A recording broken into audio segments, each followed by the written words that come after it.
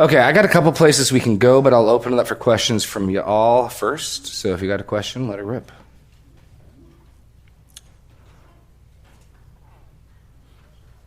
Owen. Mr. Fessler. So is there any way we can know how the food was multiplied? When I see the Lord, I can ask him. No, and this is often the case with some things. The part that I'm interested in is skipped over. I don't know. In one sense, we know food came into being that wasn't in being before. Did it phase in like on Star Trek, sort of starting fuzzy and there's a couple miracles like this in the Old Testament. There's Elijah and the widow, right? And she has a jar of oil that just keeps pouring oil. But again, if you could have a camera inside that jar, what would it look like? I don't know. You've got Elijah, Elisha, this in 2 Kings incident where the biscuits fed 100 men. And again, similar, don't know. So no, I don't know. Somewhere in Jesus prays for it, and then in the distribution, they just don't run out. So, no, I don't know. I mean, Jake does know, so he's going to tell us. Jake, how'd it go down, Jake? How did that play out? I had a separate question. Oh, okay. Could you, you said that it seemed likely that the fish or the loaves were dried or... Yeah. Apologetically, that's fascinating because this idea that God only ever creates anything that looks brand new is important for us because why? I threw that out. I figured some of you would understand the significance of what I'd said, and that could hit the rest of it here. Fair enough. You just put it right over the plate. That's a sports thing, right? Right over the plate. I'm gonna get a field goal from that teed up ball. Okay. Now I know that's a football reference. Okay. So the guess about the loaves and the fish is just from what we know extra biblically. We do know biblically that barley loaves are going to be for the poorest. It's the cheapest food source. We also know just from the climate, and this is more extra biblical, but if you think long about it, you know how quickly a fresh loaf of bread goes moldy. So dried, hard biscuit, if you're going on a journey, if you're walking somewhere, that makes way more sense. And extra biblically, that's confirmed by what we know. So think more of like a hard-tack biscuit, maybe a hardened bread roll, something like that. So it's not loaves, like sliced loaves of bread. It would be probably something like this big that was probably hard. And the same thing with the fish. Fish is going to rot.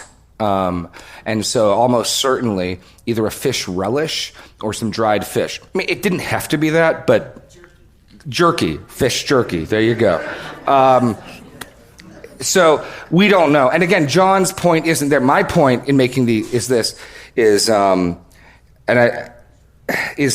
when people sometimes wrestle with dealing with the evidence, the apparent evidence for the age of the earth and things, and if the earth looks old, it must be old. Well, at least here's one example where some things were made with some apparent age.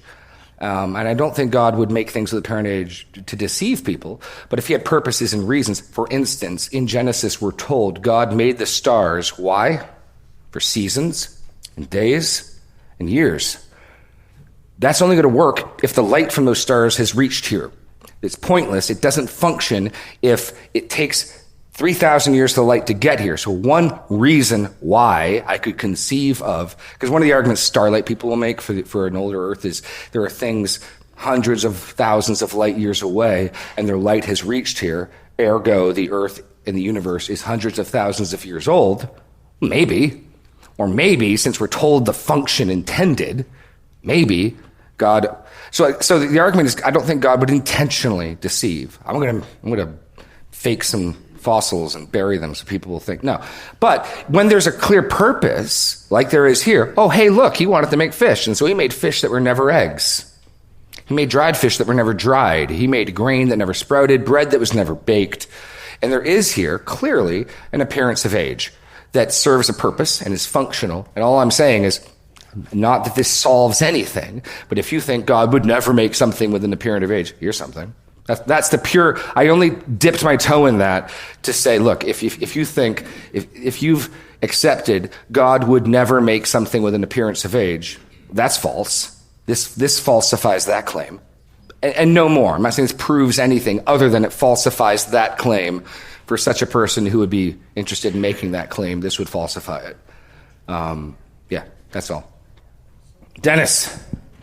I'm going to jump down to the end of your sermon where the people wanted an earthly king and a savior, and I wrote down Antichrist, and I thought of David Lample's class at the end times that people, when he does supposedly miracles and people are going to, he's going to take reign over the earth and people are gullible, and we need to be careful not get into that, that I just thought your message on that was really good, that we don't want to be just coming to Jesus for all the blessings. That's the icing on the cake. Right. But we come to obey him and submit to his authority and make him our Lord and Savior in our lives. And that's a process that takes a lifetime. Yeah. And God is so gracious to us and merciful when we fail. So I just thought that was a good point. Well, thank you. Thank you. Oh, Dean in the back. Talking about creating things that were aged, it reminded me that Adam and Eve were also, for practical reasons, created as... And I don't know if they had belly buttons or not. I don't know. What was that? I don't know if they had belly buttons or not. No, I don't know. No, that's the question. Did they have belly buttons? I don't know. Zeb knows. Not in regards to the belly buttons. That's not what I have. I have no input on that. My guess is no. But no, that's just another example of this apparent age. What was Jesus' first public miracle? Water to wine. To what? That never fermented. Grape juice, Zeb. I know. Come from a strong Baptist tradition here. Grape juice. So it was grapes. It was water turned into grapes. Grapes that were never harvested or planted. Wine that never fermented. Yeah. Like it was wine, but it never fermented. That alcohol came from nowhere. And it was excellent wine. The best wine. Yes. Okay. Okay, go. Yes. Is there significance on the 12 baskets? Most directly, one for each apostle. Some people have there could be more than that to me. The obvious significance of it is just the abundance and how much there's John wants to give us the scope of the miracle, and there's so much left over that each disciple had a basket of leftovers for them. And again, I think the baskets are far more likely a satchel type of basket than a garbage pail. But yeah, there's such an abundance that every disciple gets leftovers. What? They are going to go in a boat with those baskets of bread. And some of the other Gospels actually pick up on that. That's where we know their hearts, they didn't understand. When I say Peter didn't understand, it's because, I forget which synoptic, I got them all typed out here, but I have to look. He says, beware of the leaven of the Pharisees, and I think he's talking about the loaves they took, and it says, for their hearts were hardened and they did not understand. So it's the synoptics that give me, they don't understand what Jesus taught. Which again, I'll get to in 1 second, Dean. It's a fine place to be. I don't fully understand this hard teaching of God, but I need to receive it and believe it and understand it, and I'm not going anywhere. Like, you're with Peter, you're with the rock, you're with, or as my professor used to say, Rocky. Dean. You were saying that possibly a basket to each apostle, but so did the boy, was he paid? Or did he get a basket? We don't, like I said, we don't know. There's three possibilities. The one that's popular in most Sunday schools, there's a sweet little boy, and he said, Jesus, I don't have much, but I'll give you what I have. That could have been the way it played out. I don't think they just took it from him. Here, give me that. So he offered it up, right? He offered it up, or it was for sale. Or they just did a survey. Hey, who's got something? That'd be my guess. My guess would be, it seems likely enough, if there's some mom in a nearby town who sees this big crowd, I'll bake some extra biscuits and I'll take the fish I have and see if we can't make a few shekels. It's ultimately unimportant. I mean, if you got a favorite answer, if you think it was the child who's like, here you go, the scripture does not contradict that notion. We just aren't told. But those seem like the most likely scenarios. Ben. So I've heard an interesting theory about the young boy. Yeah. And that is that John the Beloved, the gospel writer, never mentions himself in his gospel. Yes. He calls himself the disciple Jesus loved. We know he was younger than the other apostles. So that might be him.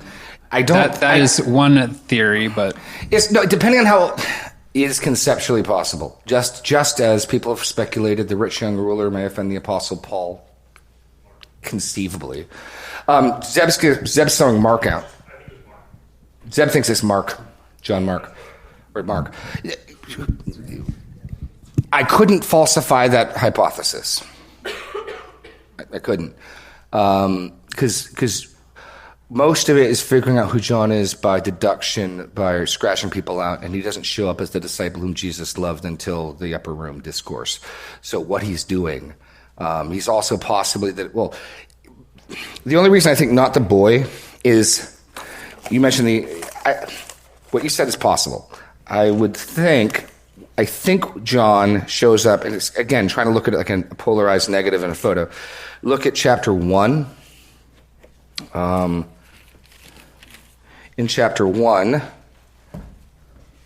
we get verse 35. The next day, again, John was standing with two of his disciples, and he looked at Jesus as he walked by and said, "Behold, the Lamb of God." The two disciples heard him say this, and they followed Jesus. And then we're told who one of the two is. So here's an obvious blank, and there's a strong suggestion. How would John, the gospel writer, know about this? Well, the easiest explanation is he's the other unnamed person. So it is true the Greek word for boy could be anything up to Joseph's 19, and this Greek translation of the Old Testament uses the same word to name Joseph when he's sold into slavery. So it could be someone as old as 19, but John's introduction of him, I think it's unlikely. Possible. Can't falsify it, but that'd be my thought. Jake.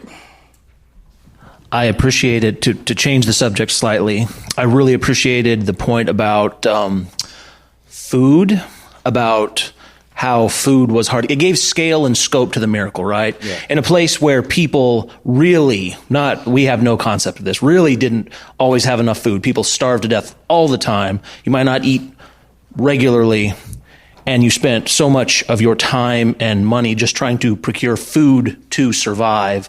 It just gives, it's amazing to me, and that everyone ate their fill. If you're sitting around and you're in a culture where food shortages are very normal, and you're like, oh, here's a chance to eat all I want, you're going to eat a lot. Yeah. No polite, well, I'll save that loaf for someone else, everyone's eating all they want. Well, if they're passing it around some more, I guess I'll take some. Yeah. So I thought that was great because we don't really understand. We don't understand food that way here. So I appreciated that context. Well, the other thing that's missing, and this will come out in the next couple of weeks, we don't have a food staple. So when Jesus talks about bread, in that part of the world, that's food. I mean, we have developed food allergies. We've developed things like that. Probably partly because we're the mongrels of the genetic race. Like our gene pool is thinner than any other generations before. And partly because I think some of these things just arise in places with wealth. But there's nobody who doesn't eat bread. There's nobody trying to count their carbs in the Middle East at this time because bread is food. It's the food source. Just like if you go to China, it's rice. Rice is the food staple. You go to Papua New Guinea, it's the sweet potato. I mean, we just don't have. So when Jesus talks about bread, you can plug in food. And it's like, well, some people don't like bread, and some people are intolerant to what's the stuff in bread gluten, right? And I'm not saying that's not real. I'm not trying to mock that. I'm just saying this is a world where you don't eat bread, you die. Like that. So he's named the food staple. Similar to the land flowing with milk and honey, food staples for people. You're grabbing the whole thing, and it's not like some Israelites are sitting there going, well, I don't really like bread and honey. Like, this is food. And so when Jesus talks about bread come down from heaven, I am the thing come down from heaven. If you don't consume, you die. That's the idea. And so, we've got more food in our convenience stores, our gas stations, than most countries do today. We have such a proliferation of food. Lest any of us think, oh, wow, we fed a lot of people. That's cool, Right. We do that at the fair every year. Right. It wasn't like that, Well, to give you an idea of how important it was for food, they travel around a sea. Some of them go by boats to get another free meal. That's how, would you walk 10, 12 miles to get a lunch? These people did. Dave might, but fair enough. Fair enough. Okay. Fair enough. And by the way, for some, bread is a staple. Me. Okay. I'm married to her. Bread is a staple. There you go. There you go. I live in Buena, my staple would be bread too. Okay. Yes. Mike Doty. Yeah, quick question. In this section of John, he parenthetically renames the Sea of Galilee. Yeah. He's done that a few other times. Yes, he has. Where he amplifies a word that might be of local use. Yes. Who's he trying to write to and inform with that? No, fascinating. So here's this. If you go back to like 8 months ago, I think I did a message talking about the contextual data. So John does two things. He gives us Greek names for things. You might not know what the Sea of Galilee is, but you might know it's the Sea of Tiberias. So there's an assumption that many of his audience are familiar with the Greek names for things. And there's also an assumption that they're not familiar with Hebrew names. So we get translations. Go back to chapter 1, where we get our first translation of some terms that are, even for us, are obvious. So, for instance, we get verse 41 of chapter 1. He first found his own brother Simon and said to him, "We have found the Messiah," which means Christ. And if you remember, Christ is just a transliteration of the Greek Christos, just as Messiah is a transliteration of the Hebrew Messiah. And so John is not confident all of his readers are going to track with Messiah, so he gives them Christ. He's not confident they're going to track with Sea of Galilee, so he gives them the Sea of Tiberias. But he does think they know the Bible. He'll quote the Old Testament unapologetically. So some sort of Greek-speaking audience who knows the Old Testament but doesn't know Jewish terms, in at least Hebrew. They don't know Hebrew words. That's what we're looking at. So probably my best guess at the time would be, because I also think he's writing to people who've heard this story before, the side references to, well, John hadn't been arrested yet. He never picks that thread back up again. He just throws it out, which only makes sense if he thinks a good portion of his audience are aware that John the Baptist was arrested. He introduces Andrew, back in chapter 1 again. He introduces Andrew as Peter's brother, a verse before he introduces Peter, which makes sense if Peter's a big deal and already known to be a big deal. He does the same renaming with Golgotha, the place of the skull. Same thing with the Hebrew there. So about 5 times in the gospel, I could show you places where John translates Hebrew terms into Greek, and places where he evidences some assumption that some in his audience know this story already. At the end of chapter 4 is another one. Why, in the middle of chapter 4, why does Jesus leave the Samaritans? Because he himself had also testified, verse 44, for Jesus himself had testified that a prophet has no honor in his hometown. Except nowhere in John's gospel are those words put in Jesus' mouth.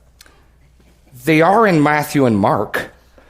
So things like that indicate John is writing not to, I've heard this before, John's for the person who's never heard, and I'm not saying it isn't. Give somebody who's never heard the gospel story, the gospel of John. But I think John evidences, he thinks he's writing, at least to a good portion of his readership, are people who already know the at least big outlines of the story. And he is and that explains again why he's hand-picking episodes that largely aren't in the synoptics. Here's 10 or 12 other things I want to make sure you know Jesus did and said that the synoptics don't cover. Does that go where you're going, or do you want to go further with that thread? Hold on. You reference Greek. Yes. And I've always read Tiberius as being Roman. Yes, but the Hellenized world, yes. Okay. The Roman world, I'm talking the language. The Romans Hellenized the world. They took Greek culture, they said it was theirs, and then they spread it everywhere. Okay, so I was speculating that John's view of how his writings would be used would be in Rome, yes, and the rest of the Roman world speaking Greek. Apart from the Middle East, yep. Yeah. Or because, like we've seen even in Acts, the suggestion that Rome is the lingua franca, that everybody speaks enough Greek Rome's the lingua franca. Greek's the lingua franca. Everybody speaks enough Greek that they could buy and sell, get some directions, because that's the language of the empire. So you've got Jews who speak Hebrew, but I'm sure everybody's picked up enough Greek to get by. Or everybody who deals with the broader culture, maybe people in small towns didn't, but any merchant, many people would know a fair amount of Greek, simply to get by. So, yeah. Okay. Other thoughts, questions on any of this stuff? Okay, I'm going to take it on a rabbit trail. So, one of the interesting things in harmonizing these, and when you've got multiple accounts, sometimes you can harmonize them. I've heard people teach the feeding of the 5,000. My old teacher, John MacArthur, used to do this all the time. Whenever he taught anything, if it was in any of the other Gospels, he'd fill that in. And that's a fine thing to do. It's not what I did this morning. It's a fine thing to do. First and foremost, it demonstrates there aren't contradictions in Scripture. Secondly, MacArthur's emphasis is the totality of the information given. I want to know everything I can know about the feeding of the 5,000. My approach this morning, because John so seldom picks to relate events that occur in the other Gospels. I mean, literally 90% of John's content is original to John. The one time John, or the one of the two times that John does do that, I'm trying to pay attention to, wait a sec, what are you adding? What are you doing? And so I made a list. I was reading from it this morning, and it's here somewhere. Here it is. Of all the things that are in the synoptics that John leaves out. John makes no mention of. John just drops. And a lot of the synoptics double up. All of them have, he had compassion. All of them have, two of them have, he taught them first. One of them has even healed them and taught them first. The disciples urging him to send them away, that's in all three of them. None of that's in John, just drops it all out. The setup, he went there because the 12 had come back from their ministry and they were going to tell him how they did. And they tell him about the beheading of John the Baptist. That gets dropped. What does John include that none of the others have? Passover. Jesus actually takes the initiative, the response to the crowd, and why he departs. And so looking at it that way, it became framed clearly. John wanted to make those details plain, and he lopped off all the stuff he wasn't interested in to narrow the focus. And so that I found fascinating as coming at this that way. But one of the things that's interesting is if to harmonize this, there is a gap of a number of hours in this narrative that doesn't jump out at you. There's no problem. There's no contradiction. But because all three of the synoptics make it plain, the urging of the disciples that Jesus sends the crowd away takes place as the day ends at nighttime. And then after that, they find the boy with the fish. Then that would mean, to harmonize the Gospels, that verse 8 has to be at evening time. In John 6:8 has to be at evening time. And yet verse 5 makes it clear that what he says in 5 is before the crowds get there. So lifting up his eyes then and seeing that a large crowd was coming towards him, Jesus said to Philip, "Where are we to buy bread so that these people may eat?" Now, because the next thing that comes in verse 6 is of the same topic, and it's, I think, a natural enough assumption, we assume, that he said this, no, verse 7, Philip answered, okay, verse 8, one of his disciples, Andrew, Simon Peter's brother, said to him, "There's a boy." But there's nothing that doesn't mean there isn't 5 or 6 hours in between. And harmonizing the Gospels, you learn, what happens in between 7 and 8? Jesus heals them. Jesus teaches them. And then the disciples come and say, send them away. It's getting late. It's getting late. And then verse 8 picks up. But you wouldn't know that without harmonizing them. Now, it doesn't matter from John's point. John lops off, Jesus taught them. John lops off, Jesus healed them. Even though he references they saw the signs, he was doing healing. And then he picks up on what interests him. So again, that type of attention to detail focuses, for me at least, what does John want us to see? He doesn't care about that. He doesn't care about why they came out here. That's not his purpose. He doesn't care about what he did first. He wants you to see Jesus took the initiative. This feeding was in Jesus' mind from the beginning. It was not what am I going to do? I know what I'm going to do. He knew from the beginning what he was going to do. But most significantly, it explains the suddenlies. Go to Matthew. I mentioned this, but Matthew's account of this is striking. There we go. Yeah, Matthew 14.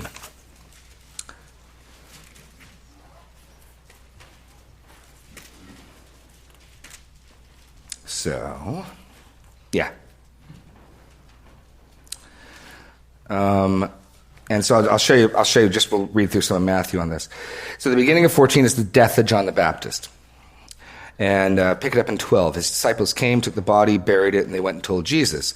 Now when Jesus heard this, he withdrew from there in a boat to a desolate place by himself. When the crowd heard it, they followed him on foot from the towns. When he went ashore, he saw a great crowd, and he had compassion on them and healed their sick. Now Matthew doesn't include he taught them. That's in Luke and in Mark. Now when evening came, the disciples said to him, "This is a desolate place, and the day is now over. Send the crowds away to go into the villages to buy food for themselves." But Jesus said, "They need not go away. You give them something to eat." They said to him, "We have only 5 loaves and 2 fish." He said, "Bring them here to me." Then he ordered the crowds to sit down on the grass, and taking the 5 loaves and the 2 fish, he looked up to heaven, said a blessing, broke the loaves, gave them to the disciples gave them to the crowds, and they all ate and were satisfied. And they took up 12 baskets full of the broken pieces left over. And those who ate were about 5,000 men, besides women and children. Immediately, he made his disciples get into the boat and go before him to the other side while he dismissed the crowds. And after he had dismissed the crowds, he went up on the mountains by himself. So Matthew has this immediately with no explanation for why. Now, I'd say that Matthew's not concerned with that. Matthew wants to next look at Jesus crossing the water and the terror of the disciples. John wants us to see that. John gives those details. What does the crowd think? How do they respond? John alone tells us. And why on earth would Jesus leave such a apparently faithful crowd? They're coming out to see him. Make the case, be the defense attorney for this crowd. Come on, Jesus, they've traveled a long way to see you. They've walked in the hot Middle Eastern sun. They didn't know where food was going to come from, yet they stayed. And you depart suddenly, you just leave. Why? John tells us why. John wants us to see that. He wants us to understand. Why would Jesus leave these people? That's why. And then the rest of the discourse is going to even more fully unpack that. As we hear them say, who can listen to this? They've identified him as that. That's the real thing. They are the ones in their mouths. This is the prophet. What's the one thing you're supposed to do to the prophet? You're supposed to listen to him. What do they actually say? Who can listen to this? Now there's the problem. They say he's the prophet, but they don't really mean it. They're not willing to act upon it. That's why Jesus left. They just want bread. They just want a king who can feed them. They just want the social state, something like that. But that's the focus John brings, and that's how I tried to come at this. So, okay, questions along any other lines with those, harmonizing them? Oh, Isla. Are those 2 different feedings? And the one, as I'm listening, I hear you say he dismissed the crowd. And the other one you said he stole away. Well, John just says, seeing that they were attempting to come and take him by force to be king, Jesus withdrew to the mountain. Now, Matthew in withdrawn, guys, go home, I'm out of here. So again, harmonizing is no problem. It's not that he just sort of booked it. But he dismisses them. Guys, we're done here, go home. And then he goes up the mountain by himself. But the dismissal could have taken 20 seconds. So you put it all together, sure. There's no problems with harmonizing or contradicting it. John's focus, by leaving that out, is again, why did he leave? He left because he saw they were about to come and try to make him king by force. That's why he left. And so then I'm trying to say, based on what John drops out and based on what John adds in, what do I think John's emphasis is? And that's what I'm trying to, that's my attempt is to answer that. Okay, Greg.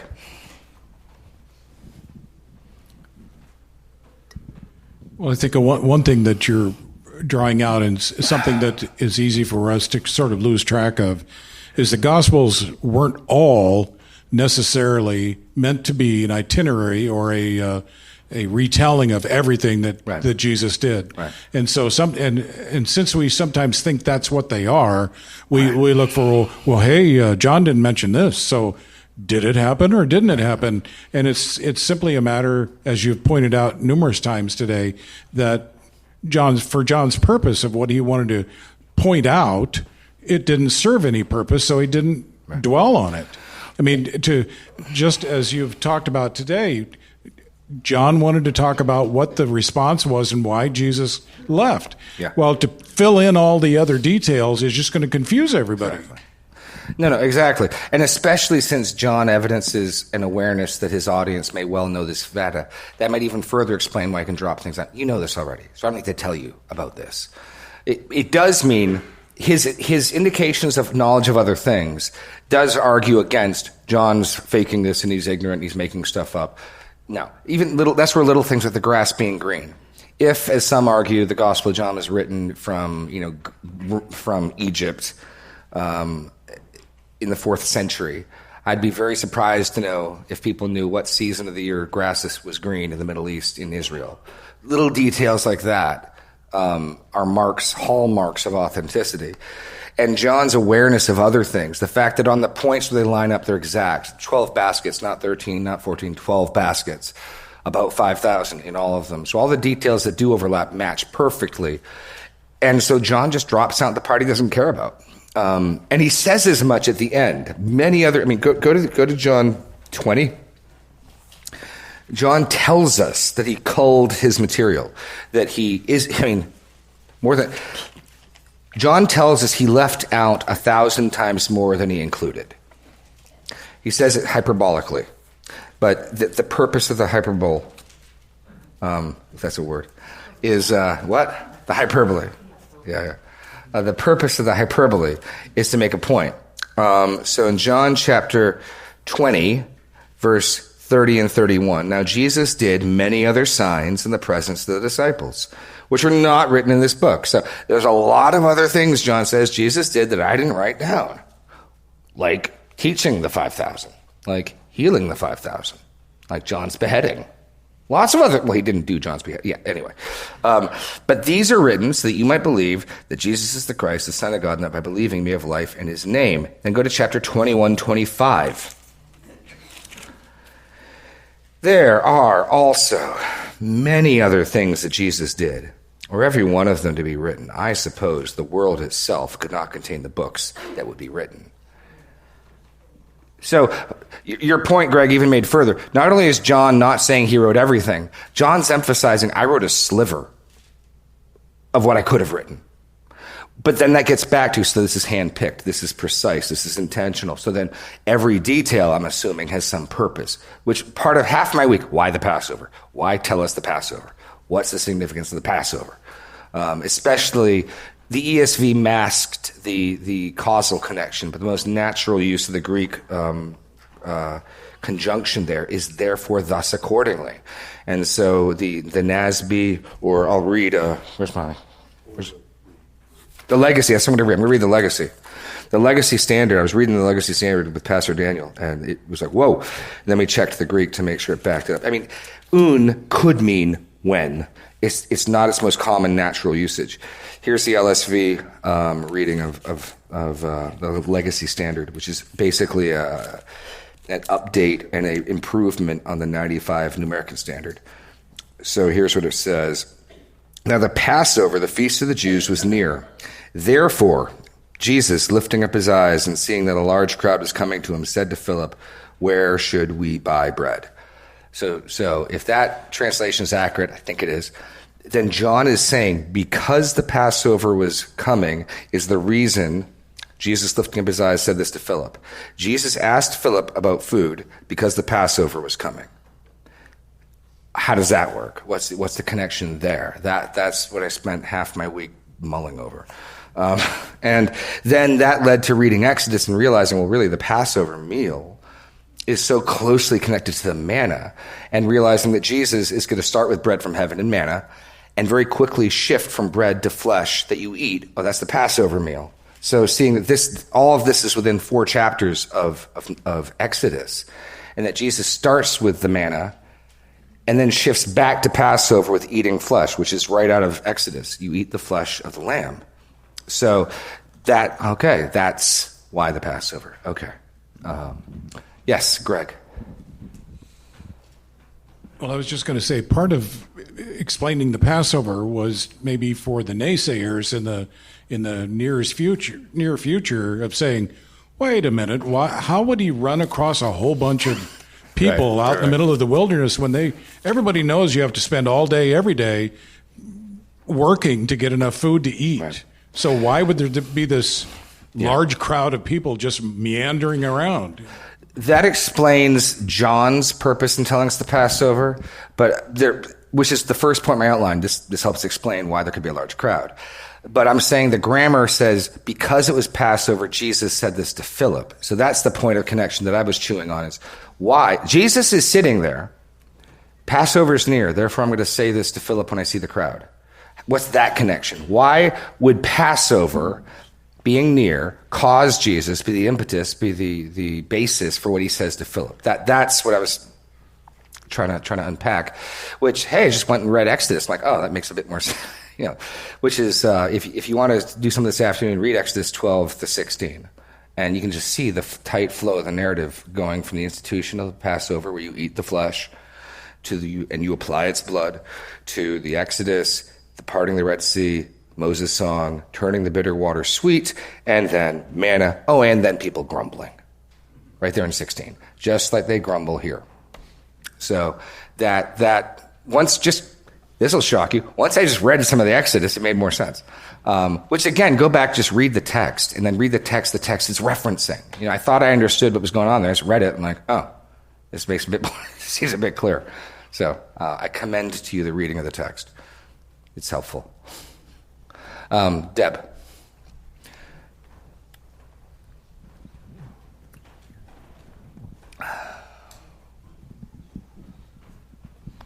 Yeah, I appreciated what you just said about you read the whole thing, read what it references and everything else, because I still am amazed every Sunday when I read this passage ahead of time and think, oh yeah, Jesus cut out of there because it wasn't his time yet.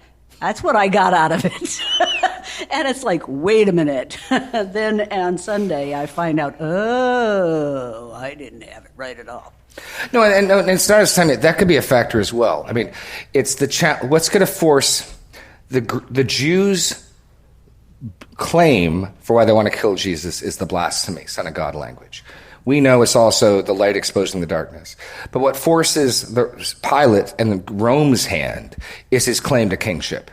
Pilate wants to let Jesus go, and the Jews, in John's gospel, it's the clearest. John highlights this, threaten him. Anyone who makes himself out to be a king is a threat to Caesar. Implied threat. If Caesar finds out you deal softly with would-be kings, Caesar's not going to be happy. And so Pilate's hand is forced, but it's clear he's angry about it. He's unhappy about it because he is just trying to needle them every chance he gets. And but it's a legit threat. He will kowtow to. He will not play games with that rumor getting out.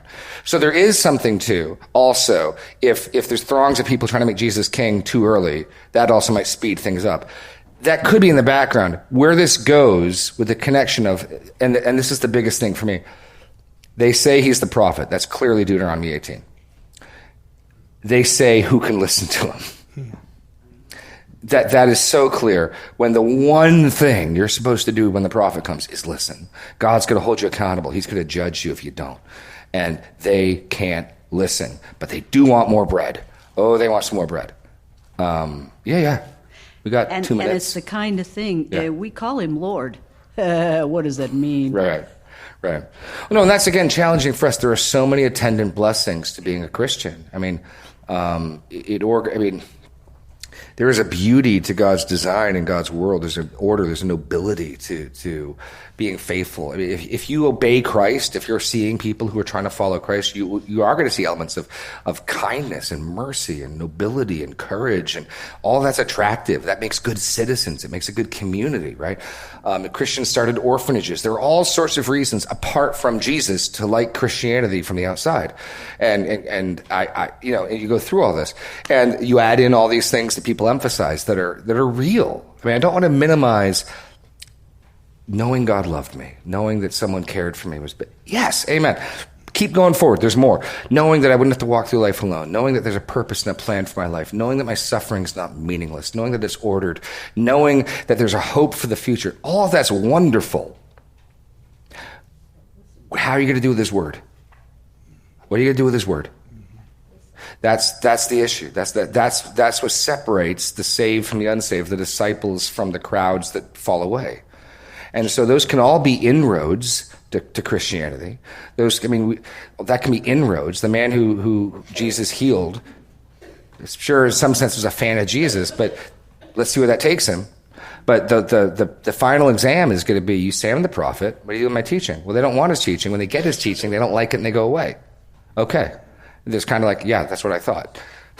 And that is the proof of where they're at.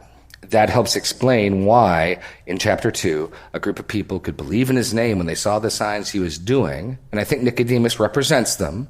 What did they believe? Well, Nicodemus believed something. No one. You must be from God, for no one can do the signs you do unless God is with him. These people believe he's the prophet. That's the guy Moses said would come. And they're right. Do you believe it, though? Let's see what you do when he teaches you something challenging. Now I'm going to go home. Yeah, okay. You don't really believe. That, I think, is the clarity John's giving on what saving faith, what faith is, and what it isn't. And so that disjunct, that problem he throws up in chapter 2, which I think Nicodemus in part explains, gets its full explanation here. We see why Jesus would want to distance himself from these people. Because when they actually understand what he's teaching, they're going to distance themselves on their own. See, what Jesus does in crossing the sea, they do when they understand what he's teaching. Once they understand each other, neither of them want anything to do with the other.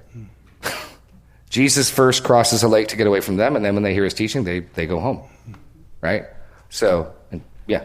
Okay, we're at time. I'll stick around for a few minutes. We can chat some more, but God bless, Godspeed, good day. Thank you.